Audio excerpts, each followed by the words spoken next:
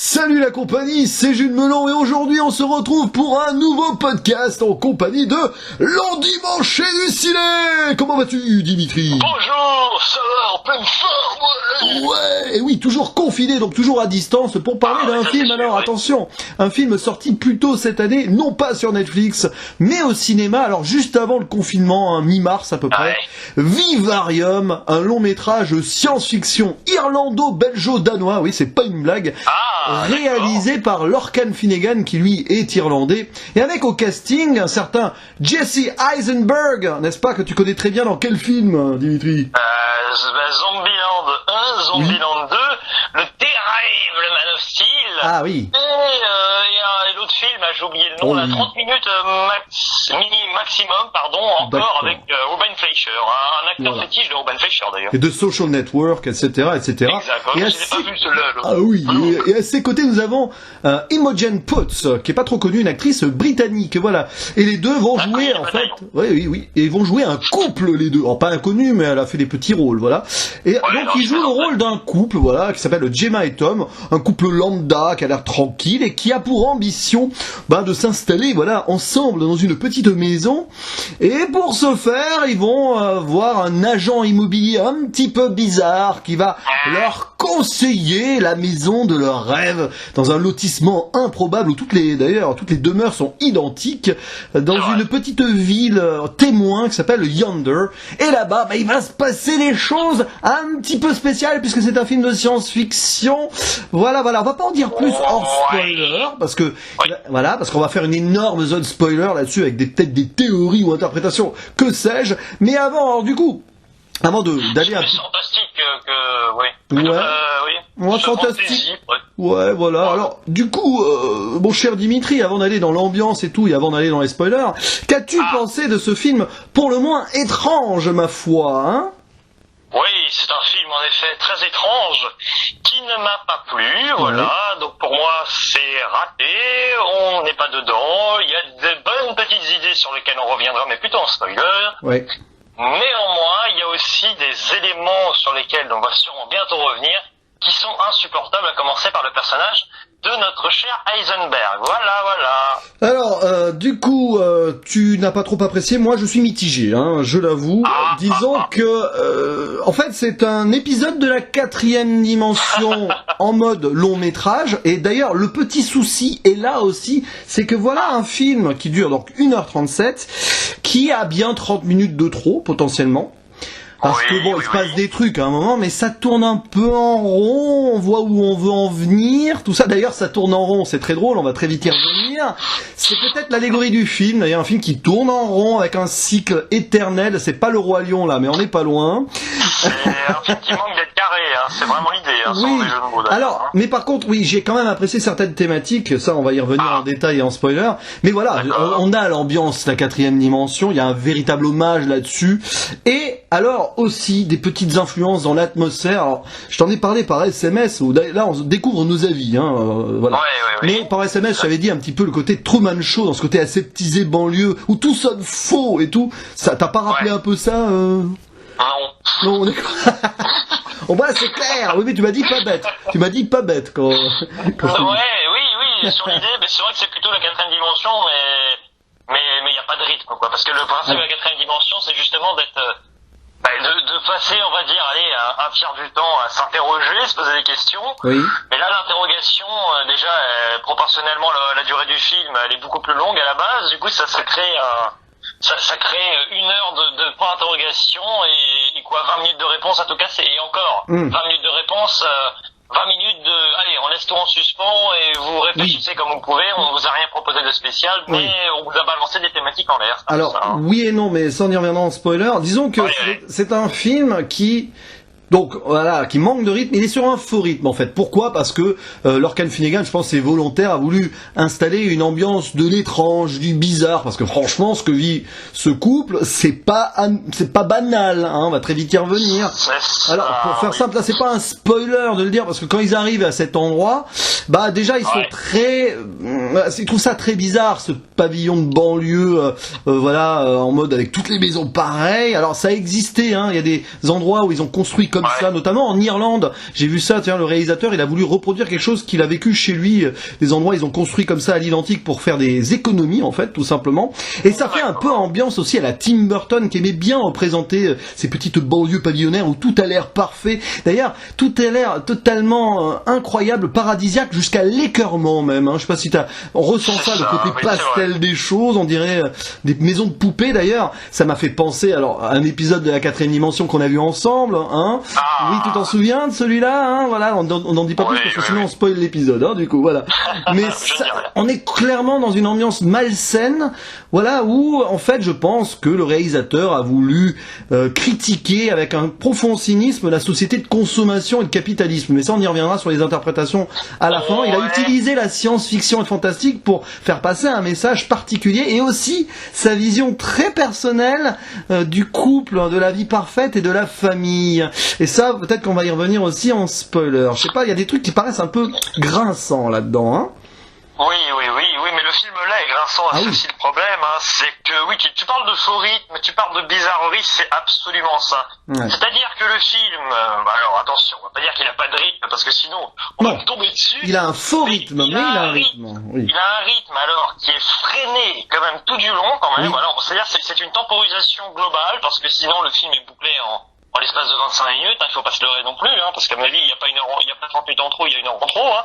Mais l'idée, c'est qu'après, le problème du rythme, c'est qu'on voit tout venir à des kilomètres. Le film essaie de balancer des rebondissements à tout va. Je t'assure, j'avais toujours 10 voire 15 bonnes minutes d'avance sur le métrage.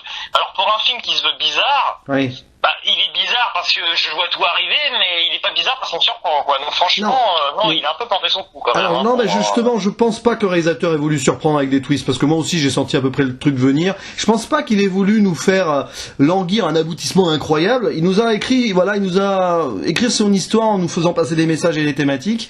Et c'est peut-être ça qui rend le film étrange, d'ailleurs, parce que normalement, science-fiction, il y a toujours de la critique sociale dans la science-fiction. On va en parler de la 4ème dimension, on la voit, la critique sociale, tout le temps. Mais là, on sent de suite, très vite, que le film va manquer de finalité. D'où le côté tourné en rond et cyclique, d'ailleurs. Je pense que c'est volontaire. Après, ça passe ou ça casse, ce film divise pas mal. Il fait beaucoup parler. Il y en a qui ont érigé le métrage en tant que chef-d'œuvre. J'ai vu notre collègue Jérém, qui vient de lancer sa chaîne YouTube, qui a beaucoup apprécié. J'ai regardé les 2 premières minutes de sa vidéo, hein. Donc, en fait, il manque juste peut-être quelque chose, mais enfin, voilà, ça va dépendre du ressenti, mais il se peut, comment dirais-je, je me mélange les mots, mais disons qu'il faut peu pour que ça passe du chef-d'œuvre au raté, tu vois. C'est le genre de film qui est en équilibre, et qui a un équilibre précaire. Donc, pour moi, on est très loin du chef-d'œuvre. Je vois pas comment ça a pu basculer pour ma part. Tu me mets une bonne fin, tu me mets une vraie fin. Je suis désolé, mais si je me suis enquiquiné 3 quarts du temps pour arriver à 1h30, non, ça va pas. C'est-à-dire que pour moi, le film, finalement, le temps est son ennemi, et le problème, c'est que on a l'impression, alors on s'attache aux personnages, on s'identifie à eux parce qu'ils s'enquiquinent à mourir. Nous aussi, il y a quand même une donnée assez incroyable. C'est que, alors ça c'est lié au contexte actuel, c'est que nous sommes tous confinés. Et ça c'est pour moi une interprétation importante. Eux sont sans cesse en train de se plaindre, mais comparé à nous, le confinement est quand même, alors ils voient personne, ils peuvent prévenir personne, d'accord? Mais ils sont plus ou moins, ils sont pas libres, mais ils peuvent se déplacer. Et alors, dans ce contexte, je trouve, paradoxalement, alors je veux pas nous plaindre et puis dire qu'on est dans une situation qui est bien pire que la leur, mais spatialement, franchement, moi du coup ça m'émeut pas plus que ça. Par contre, qualité que j'attribue au film, c'est moi j'aime bien quand même qu'on arrive à se détacher des technologies et des réseaux sociaux et de leur utilisation dans les films. Ça permet vraiment en général d'avoir un petit film un peu à l'ancienne, ce qui est le cas, donc c'est bien. Alors voilà, qui est très intéressant, parce qu'on a l'impression que c'est un peu hors du temps, en effet. Ils n'ont pas de moyens de communication extérieure, et la façon dont ils arrivent là est assez improbable d'ailleurs. Ils viennent donc de leur réalité, ils arrivent dans un endroit qui semble ne pas l'être la réalité, enfin il y a quelque chose de particulier, et on a l'impression qu'ils sont passés dans une autre dimension, peut-être la 4e dimension du coup. Voilà, je vais mettre le générique derrière. Mais alors, Le film joue sur le temps, sur le désespoir, sur la dépression et sur le confinement. Alors attention parce que elle n'est pas à envier leur situation quand même, parce que ils peuvent aller où ils veulent. Oui, mais ils tournent en rond et retombent toujours sur cette maison numéro 9, la maison de leur rêve, hein, la maison numéro 9. D'ailleurs, le 9 a un grand symbolisme. Hein. 9, c'est voilà, enfin c'est le nombre parfait pour beaucoup. Oui, il suffira pas d'un 9 ici inscrit pour que je mette un 9 sur 10. Ah non. Non, mais tu vois, l'idée c'est que on sent très vite qu'ils sont prisonniers dans un endroit qui. Ah oui, non mais je te dis pas qu'ils sont. Je suis pas en train de les envier. Ah non. Ce que je veux dire, c'est qu'on sera dans une situation à peu près normale, où on ne sera pas confiné. Je pense honnêtement que le film marcherait mieux. Ça dépend évidemment de la réussite du film. Elle dépend pas, à mon avis, elle dépend pas que cet élément. Mais franchement, je pense que le contexte actuel m'a pas aidé à rehausser le film, à rehausser le film dans mon estime. Après, tu parles d'une nouvelle dimension. Là est aussi le problème, c'est que la réalisation, c'est vrai qu'elle est quand même, elle est bien fichue, mais elle en cache trop. Et c'est aussi le problème, c'est-à-dire qu'à mon avis, le réalisateur est un peu bloqué, parce qu'il sait bien que s'il en montre trop, parce que voilà, il y a le transport, on sait pas vraiment comment ils arrivent là, quoi. On passe du point A, on arrive au point B comme ça, l'air de rien. Mais finalement, c'est aussi un peu ce qui est bizarre, c'est que finalement, c'est fantastique, comme tu dis, mais fantastique, il faut au moins qu'on ait l'impression d'y croire, que là, on a l'impression, on sait pas, alors je vais pas spoiler, mais on sait pas si on est dans un rêve, on sait pas si on voit la réalité. Bon, on se dit que si on est dans un rêve, c'est quand même très paresseux. On se dit que si c'est la réalité, c'est quand même un peu n'importe quoi aussi, et qu'on arrive vraiment, moi j'arrive vraiment pas à adhérer au principe. J'ai trouvé les acteurs presque un peu détestables par moments, même à Heisenberg, il faut quand même le chercher, encore plus que dans BVS, donc là bravo, l'exploitant battu. Je ne sais pas, je suis très embêté, je reconnais des qualités au film, hein, voilà, il est même pas si original, parce que finalement il rappelle beaucoup de films, comme tu dis, bon t'en as cité certains. Il y a des passages vraiment, ça m'a rappelé un peu Midsommar, donc pour ma part, c'est pas la référence, donc c'est un peu perturbant. C'est vrai que le début du film fait Midsommar un peu. Oui, c'est un peu ça. On voit la prof qui se met à danser. Allez, on va faire les arbres. C'est ça, oui. Bon. C'est un peu l'idée. Pourquoi pas d'ailleurs, oui, cette scène ne sert à rien. J'ai attendu. Enfin, oui, alors si, bon, allez, bon. On va passer. Alors, avant de passer au spoiler, un autre truc quand même. Une qualité que je donne au film, c'est le jeu des lumières et des décors, parce que ce côté pastel où la perfection en est écœurante, c'est bien fait quand même. Je trouve que ça fait un tableau, ça fait très tableau. Oui. Avec ces petits nuages qui ressemblent plus à des films d'animation. On se croirait dans Toy Story même, enfin, sur le ciel. Oui, en termes de qualité, vachement. Non mais tu vois, les décors, les lumières aussi, c'est plutôt bien joué, voilà. Il y a une scène vers la fin qu'on va pas révéler où ça part un petit peu en rouge et tout, là, c'est assez flippant. D'ailleurs, c'est une scène qui est pas assez développée aussi à mon goût, peut-être qu'il y a quelque chose. Bon, on va en parler en spoiler, hein. Là, on va être obligé de vous spoiler. D'ailleurs, on se retient de vous spoiler un truc qui apparaît très vite dans le film, mais qui n'est pas dit dans le synopsis. Alors, arrêtez-vous là et regardez le film, revenez-nous après pour discuter avec nous. Il y a quand même quelques qualités, hein, faut le voir. Alors attention, on ouvre la balise. Spoiler. Alors, pour les spoilers, bon, ils arrivent à cet endroit, donc on a vite compris que cet endroit, ils vont jamais pouvoir en sortir, d'une manière ou d'une autre. D'ailleurs, c'est marrant parce que l'agent immobilier s'en va, on sait pas où ou comment, mais il s'en va. C'est spécial. Donc Martin, tiens, je reviendrai sur une interprétation sur son prénom après, parce que j'en ai une. Et à un moment, ils crament tout parce qu'ils en ont ras-le-bol, voilà. Et puis un beau jour, on leur livre un bébé qu'ils doivent élever pour s'en sortir. Voilà, élevez l'enfant et vous pourrez vous échapper. Et cet enfant, ça va être la caution malaisante ultime du film. Un enfant qui grandit 7 fois plus vite que la norme, ou plus d'ailleurs, très vite. 7 fois, je sais pas. L'espace de 3 mois. C'est ça, je dis 7 fois, mais c'est pour l'analogie au chien, parce qu'à un moment, voilà, c'est très drôle. Alors voilà, c'est censé être leur fils, mais ils le supportent pas, hein, c'est un mutant pour eux, et ils sont obligés de jouer le jeu, sinon ils sortent jamais. Alors c'est là la déprime ultime, l'ennui, et puis alors le gamin qui grandit, et puis le gamin, on sent de suite qu'il est pas normal, hein, il parle que en imitant ses parents, entre guillemets. Oui. Alors, par contre, le jeune acteur qui joue, parce que l'enfant va grandir, mais le premier qui joue est plutôt bon, hein, il s'appelle Senan Jennings, je trouve qu'il s'amuse bien. Oui, il est insupportable. Ah c'est ça, il joue super bien, l'enfant insupportable. Ah non, l'acteur est insupportable. Ah moi j'adore. Moi j'adore. Je peux plus. Je commence à en avoir un peu assez. Autant... les mioches au cinéma en ce moment, dans les films, ça marche vraiment une fois sur 3. Quoi. Autant celui qui joue après l'ado âgé ou jeune adulte, j'ai pas aimé par exemple, tu vois, c'est bizarre, mais bon. Ah bon, moi si. Voilà, j'en étais sûr. Bon, c'est pas grave. Moi aussi je trouve qu'il joue bien, si, parce qu'il est un peu plus flippant, parce que bon, le petit, finalement... Ah si, c'est flippant, quoi. C'est le plus flippant, oui, mais bon, moi, j'ai toujours... on voit dans ses yeux qu'il n'y croit pas vraiment, quoi, qu'il est un peu perdu, je sais pas, c'est-à-dire que quand lui parle, ça va. Alors, moi, je pourrais même pas revoir ces passages-là, mais si c'était le cas, c'était nécessaire. À chaque fois que des interactions sont proposées, en tout cas que les autres acteurs sont en train de jouer, il est complètement perdu, c'est terrible.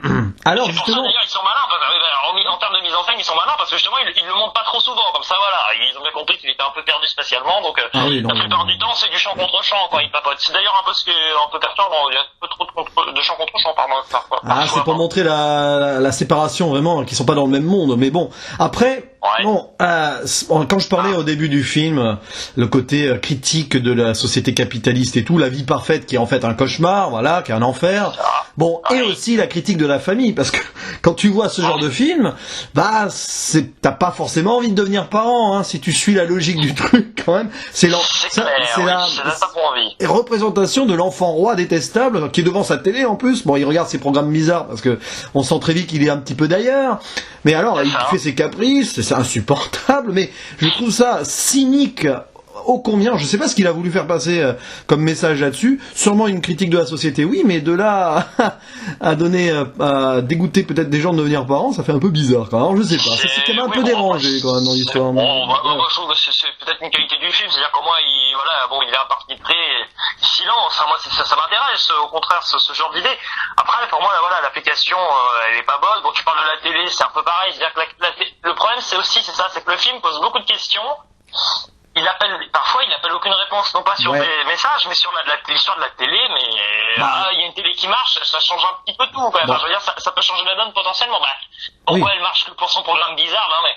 c'est facile à voir, hein. Ouais, ça c'est facile à comprendre, hein. C'est facile à comprendre, mais les personnages se posent pas les questions, quoi. C'est-à-dire qu'il y a tellement on part tellement loin dans les chronologies que finalement, on s'attarde à ce que les personnages sont toujours en train de se dire, on est triste, on est malheureux, mais il y a vraiment de questionnement. Bon, moi je suis pas partisan. C'est un film, et pour moi c'est son problème.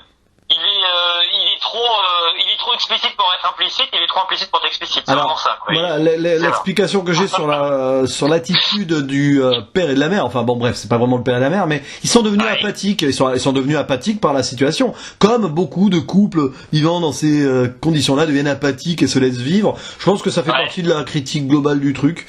Et voilà. Après, quand le truc de la télé, c'est bêtement les siens qui l'élèvent véritablement plus que les parents qui sont là plus pour l'expérience, pour la finalité. Ça c'est aussi un petit problème parce que pour moi le principe c'est comme ça pour moi que je vois le film à la base. C'est un échange, alors très bizarre, hein, très particulier, mais on va dire culturel. Bon, bizarre à dire.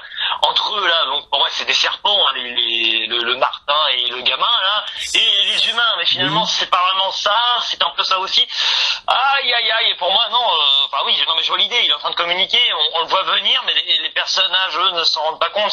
Tout est là, quoi. C'est que finalement il y a carrément des omissions des traitements de personnages pour que nous on se pose pas trop de questions et que ça avance. Alors là, ça fait partie de l'interprétation qu'on peut avoir. Pour moi, ça paraît très évident. Ce sont des extraterrestres, hein, grosso modo. Bon, voilà. Okay. Ouais, plus ou moins, ou alors une version évoluée de l'intelligence artificielle. On peut toujours imaginer ce qu'on veut, mais bon, à un moment, quand le gamin il imite donc quelque chose qu'il a rencontré, qu'il n'avait pas le droit de le dire, on voit quand même avec une sorte de testicule dans le cou et tout, avec les cris qui poussent, c'est clairement une sorte d'alien. Bon. D'accord, mais il y a aussi des serpents qui ont des drôles de têtes, hein. Et puis bon, voilà, c'est pour ça aussi que je l'ai pris comme ça, parce que les reptiliens, oui, si tu veux, peut-être pour les reptiliens. Il y a des serpents qui sont très très bizarres. Ah non, mais pour moi c'est des extraterrestres, hein. Tu prends un cobra, c'est un peu particulier, mais tu prends un... Tu penses que c'est vraiment des serpents qui auraient dominé le monde et qui auraient remplacé les humains? Complètement, oui, parce que déjà il y a le type vivarium. Ça peut penser, c'est un peu comme la planète des singes avec des serpents pour toi. Ça peut être intéressant. C'est un peu, c'est comme ça que j'ai perçu, parce que ça pourrait être le vivarium, la situation des deux là, enfin du couple. Mais non, moi je le vois plutôt comme ça, et aussi parce que des fois il insiste sur des syllabes contenant souvent des S, des fois c'est un peu, un peu bizarre. Après ça peut être, au pire des cas c'est pas très grave, quoi, savoir que c'est un extraterrestre, un serpent. C'est comme ça que j'ai senti, si tu veux. Moi j'ai pris ça comme un scout qui débarquait et qui apprenait des trucs, enfin, et franchement, parce que le type va apprendre des choses, eux ils veulent en apprendre aussi finalement, et à la fin non, finalement ils veulent juste avec leur, ils veulent juste être en conformité totale avec leur promotion et leur affiche, quoi. C'est ça. Vous allez mourir ici, quoi. La famille morale, quoi. Ah bah oui, c'est une maison pour l'éternité, oui, ça c'est clair. Et ce qui est drôle d'ailleurs dans l'histoire, bon pour moi, pourquoi extraterrestre, parce que je pense en fait bêtement qu'ils ont besoin des humains pour s'adapter à cette vie, donc ils ont besoin d'eux pour les élever entre guillemets, puis dès qu'ils en ont plus besoin, hop, on les enterre, parce que c'est ça aussi, c'est encore la grosse métaphore de la vie de famille. Les parents ont leurs enfants, ils les élèvent, et puis dès que les enfants n'en ont plus besoin, bah ils abandonnent leurs parents. Bon ici c'est de façon extrême, ils les tuent. D'ailleurs c'est très drôle parce que le personnage de Jesse Eisenberg, il creuse sa propre tombe pendant un tiers du film. Oui, bon ça on le voit venir. Oui, ça aussi, Bon, je sais pas, toi aussi, je suppose, comme tu disais. Ah oui. Et puis on voit que c'est un cycle, hein, c'est-à-dire que c'est pas le premier machin, hein. En gros, ils ont besoin de se renouveler comme ça, et des familles comme Tom et Gemma, il y en a eu peut-être des centaines avant, d'ailleurs, à un moment, elle passe sous la maison, on a l'impression qu'elle va avoir des dimensions temporelles différentes en voyant les couples qui étaient là avant elle. Moi, j'ai eu cette interprétation aussi. Oui, moi aussi, je te rejoins là-dessus. C'est bizarre, parce que ça n'a pas de logique, là, ce voyage dans le temps potentiel. C'est un petit peu le problème, c'est-à-dire que, oui, thématiquement, le film est pas raté, c'est ça, parce que je dis que je l'aime pas, mais voilà, je le trouve pas réussi.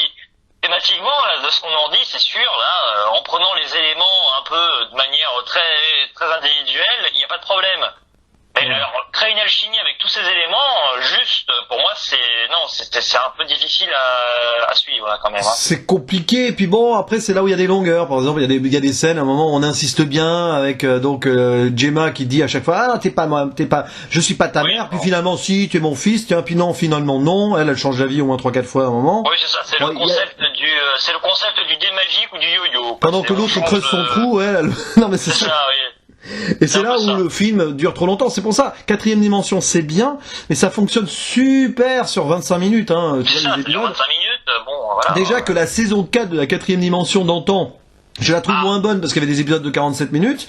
Alors là, sur 1h30, voilà. C'est 2 fois plus encore. Mais c'est dommage parce que stylistiquement, c'est un film. Voilà, c'est pas un téléfilm et tout, non, c'est vraiment un film. Ça va au bout. Il y a de bonnes idées, ça et là, c'est vrai. Mais c'est vrai que c'est dommage, ça manque, c'est triste à dire, mais moi, c'est vrai que, comme tu dis là, à nous entendant parler, c'est vrai, voilà, on a assisté à des enjeux incroyables.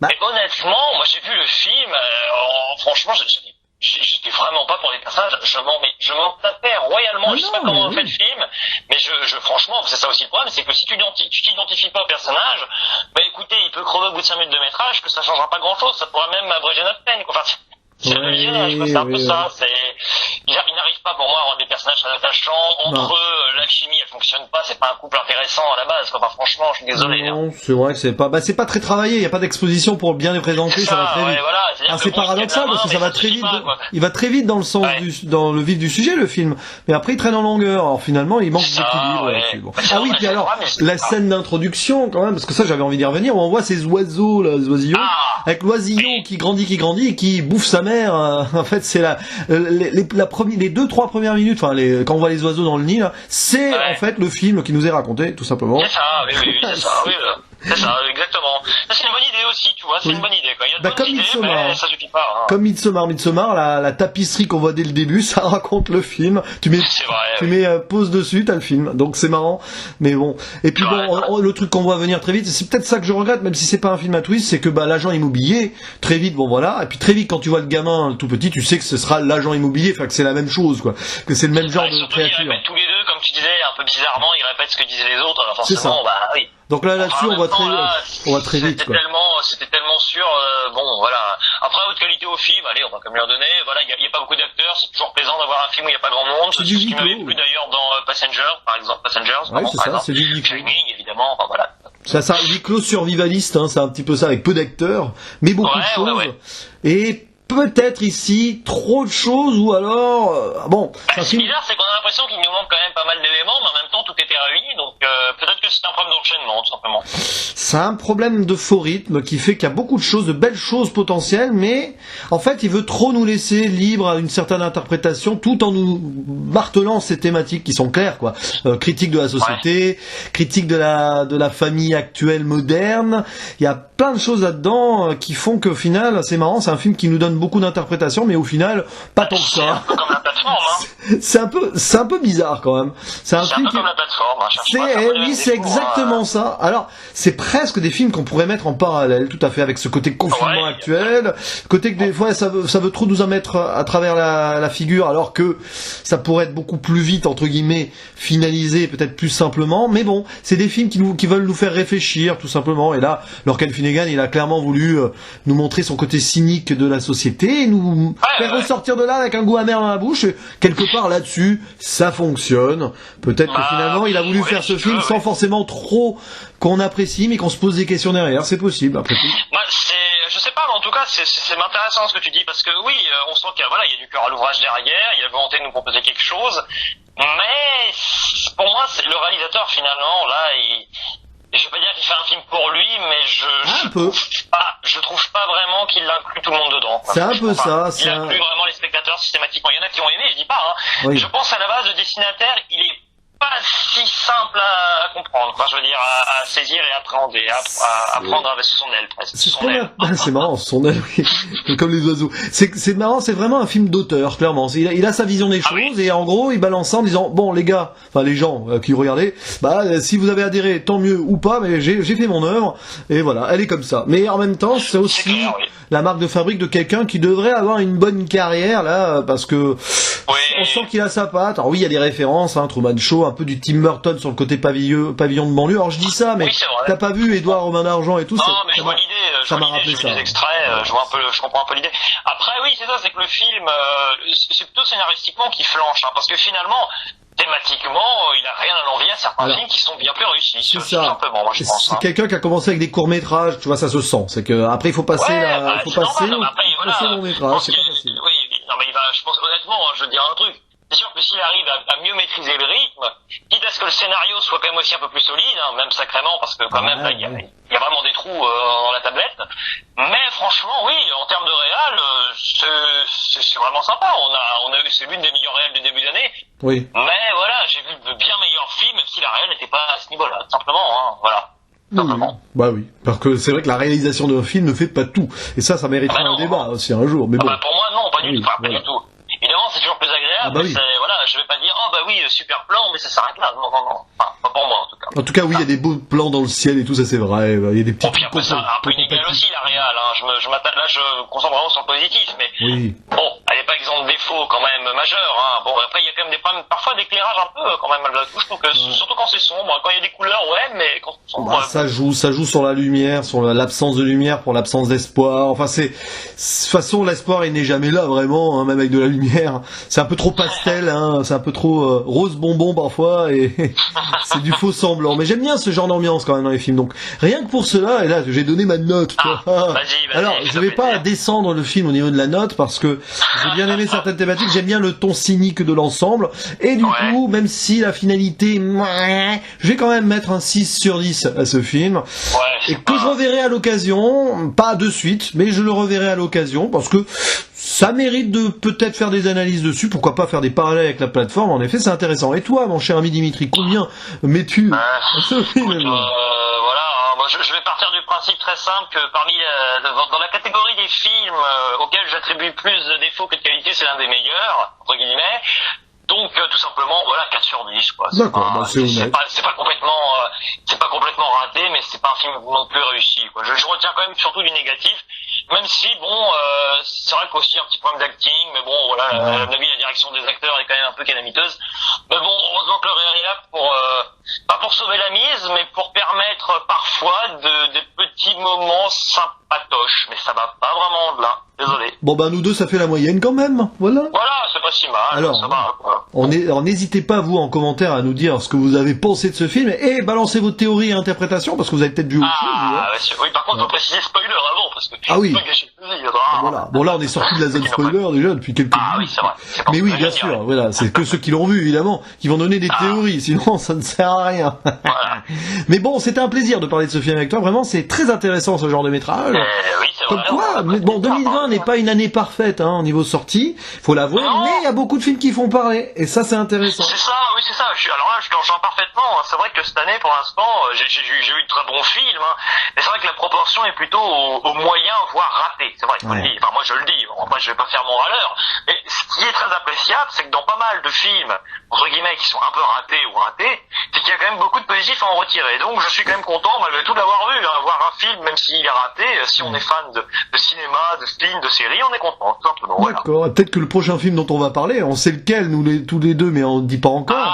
Peut-être que ce sera pareil. Allez, savoir. C'est un film qui a fait plouf. Hein, bon. Ah oui, alors tu donnes un indice, là. Plouf, plouf, oui.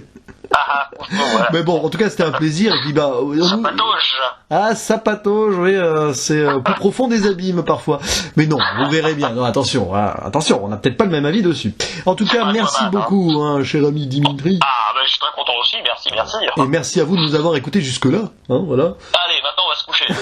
Allez, au revoir. Et on se retrouve très bientôt pour d'autres aventures en vidéo ou en podcast, et on vous dit à la prochaine. Ciao.